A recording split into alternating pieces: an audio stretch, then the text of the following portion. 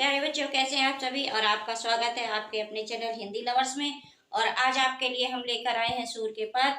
10th के syllabus का सबसे पहला पद लिया है हमने और हम अपना वीडियो शुरू करते हैं।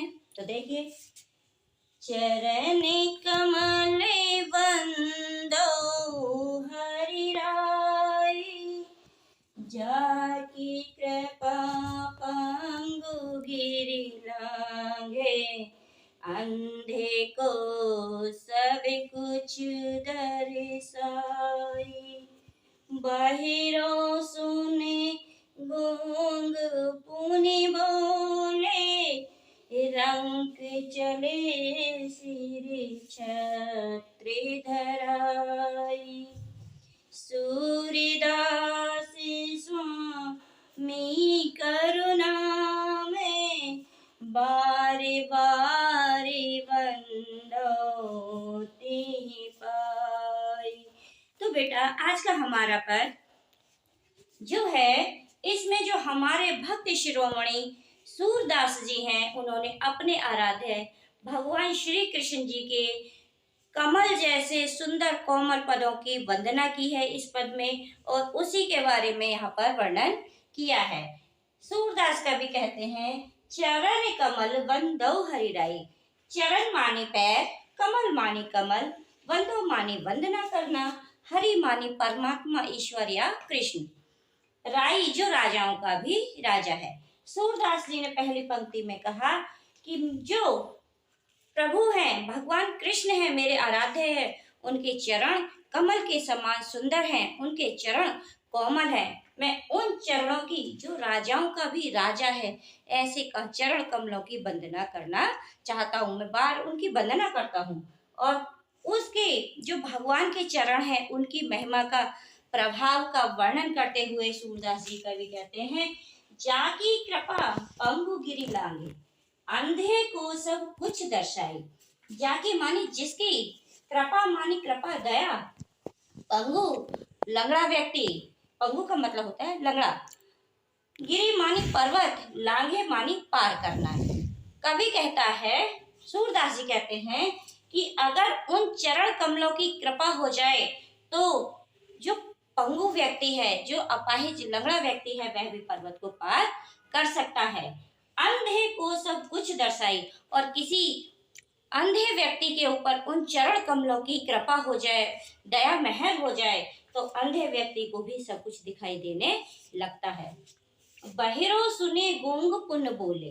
बहरो माने बहरा व्यक्ति, सुने मानी सुन सकता है, गूंग मानी गूंगा, पुने मानी फिर से दोबारा से, बोले मानी बोलने लगता है।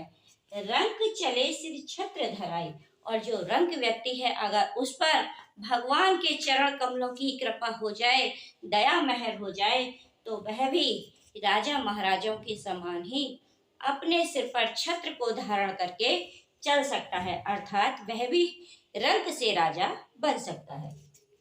सूरदास स्वामी करुणा में, वार वार बंदोती ही पाई।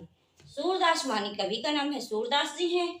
स्वामी मानी स्वामी, करुणा में मानी दया के सागर, दया के भंडार, बार बार मानी बार बार, बंदो मानी वंदना करना, तिही मानी उन के, पाई मानी प्राप्त कर लिया है। सूरदास जी कवि कहते हैं कि मेरे स्वामी जो दया के भंडार हैं, मेरे कन्हैया जो अपार दया के सागर हैं, मैं बार बार उनके चरण कमलों की वंदना करना चाहता हूँ, जिनको मैंने प्राप्त कर लिया है। केले कति काना घोटर वने आवत, मणि में कनक नंदे के आंगन, बिंब पकर वे धावत, कबहु निरख हरि आप छाहे को, करे सो पकरन चाहत, किलक हसतेरा जति द्विदतिया, पुनि पुनि तिहि अवेगा हस, कनक भूमि पर कर पगे छाया, यह उपमा एक राजती, करी करी प्रतिपद प्रतिमान वसुधा कमल बैठी की सजती बाल दशा निरखे जशोदा पुनि पुनि नंदे बुलवती अचिरा तर ले ढाके सूर्य के प्रभु को दूध पियवती। तो बच्चों हमारा अगला पद, इस पद में हमारे जो भक्त शिरोमणि सूरदास जी हैं उन्होंने भगवान श्री कृष्ण जी की बाल लीलाओं का, उनकी बाल अवस्थाओं का वर्णन करते हुए इस पद को लिखा है। और इस पद में उन्होंने उसी का वर्णन करते हुए कहा है, किलकत कान्हा घुटर बन आवत। किलकत मानी किलकारी भर के, कान्हा मानी श्री कृष्ण कन्हैया, घुटरवन मानी घुटनों के द्वारा, घुटनों के बल, आवत मानी आते हैं। मणि में कनक नंद के आंगन, बिंब पकड़वे धावत। मणि में मानी मणियों से जड़ा हुआ, मणियों से युक्त।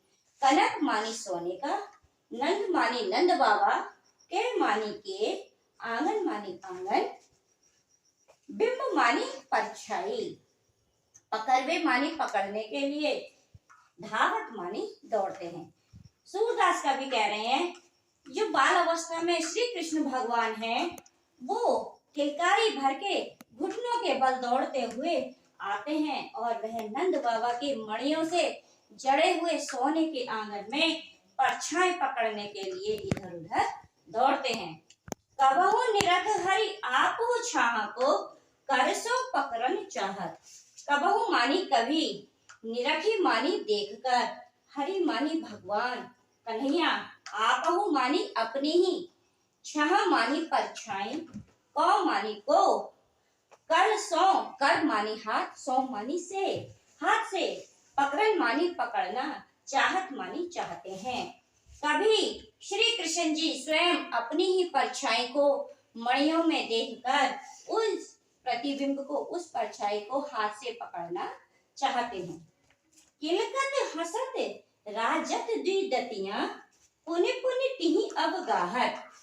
किलक मानी किलकारी भर के, हसत मानी हंसते हुए, राजत मानी सुशोभित होती हैं या अच्छी लगती हैं, द्वे मानी दो, दतियां मानी आगे के दांत, पुनि पुनि मानी बार बार, तिहि मानी उन्हीं को, अवगाहत मानी चमका देते हैं या दिखा देते हैं। कभी कहता है श्री कृष्ण भगवान जब किलकारी भर के हंसते हैं, खिलखिला करके हंसते हैं, तब उनके आगे के दो दांत दिखाई दे जाते हैं और वो बार बार मैया यशोदा के कहने पर बार बार उन्हीं दांतों को चमका देते हैं। कनक भूमि पर कर पग छाया, यह उपमा एक राजत। कनक मानी सोने की, भूमि मानी धरती पर, जमीन पर, पग मानी पर, कर मानी हाथ, पग मानी पैर, छाया मानी परछाई, यह मानी यह, उपमा मानी उपमा, एक मानी एक, राजती मानी सुशोभित होती है। सोने की धरती पर हाथ और पैरों की परछाई का दिखाई देना, यह एक सुंदर सी उपमा ही सुशोभित होती है। करी कर प्रतिपद प्रतिमान वसुधा, कमल बैठ की सजाती। करी करी मानी कर करके, प्रतिपद प्रति मानी प्रत्येक या एक, पद मानी पैर, प्रत्येक पैर, प्रतिमान, प्रतिमान मानी उन्हीं का स्वरूप, वसुधा मानी धरती माँ, कमल मानी कमल, बैठकी मानी आसन, सजाती मानी सजाती हैं।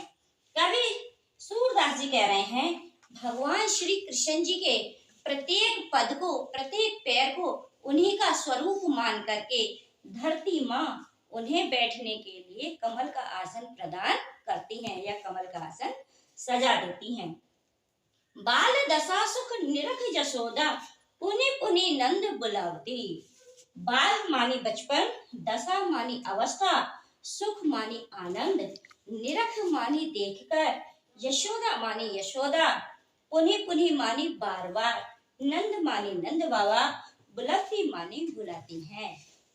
जो हमारे कवि हैं वो ये कह रहे हैं श्री कृष्ण जी की बाल अवस्था के सुख को उनकी क्रीड़ाओं के, उनके खेल के विभिन्न आनंदों को देख देख करके मैया यशोदा बार बार नंद बाबा को बुलाती हैं। अचरा कर ले ढाक सूर के प्रभु को दूध पियौती।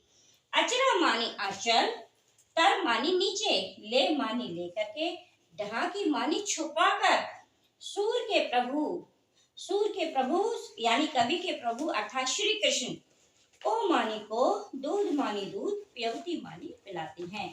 कवि सूरदास जी कहते हैं कि मैया यशोदा मेरे प्रभु अर्थात श्री कृष्ण जी को आंचल के नीचे छुपा करके, दामन के नीचे छुपा करके दूध पिलाती हैं।